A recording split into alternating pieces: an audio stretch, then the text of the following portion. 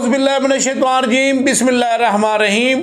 जलवा रेज दवाखाने की तरफ से आज का जो नुस्खा है वो है जोड़ों का दर्द। छोटे जोड़ों का दर्द, बड़े जोड़ों का दर्द, कमर का दर्द, असाबों का दर्द, हर दर्द के लिए आज हम आपको एक बेहतरीन लाजवाब चुटकुला बताएंगे जिनके इस्तेमाल से आपके तमाम दर्द खत्म हो जाएंगे। दर्द को खत्म करने का बेहतरीन और लाजवाब टोटका आपने करना क्या है, क्योंकि दर्द की वजह से इंसान चल फिर नहीं सकता, उठने बैठने में तकलीफ होती है, पेशाब करने में तकलीफ होती है और ना ही इंसान नमाज पढ़ सकता है। तो दर्द को खत्म करने के लिए आज का बेहतरीन और लाजवाब टोटका आपने करना क्या है, आपने तुरबत सफेद का छिलका उतारना, उस छिलके को बारीक पाउडर करके 250 मिलीग्राम के कैप्सूल बनाने हैं। 250 मिलीग्राम के कैप्सूल एक सुबह, एक दोपहर, एक शाम खाएं, इंशाल्लाह जोड़ों का दर्द खत्म हो जाएगा। आप इस नुस्खे को बनाएं और इससे फायदा उठाएं। हमें दुआओं में याद रखें।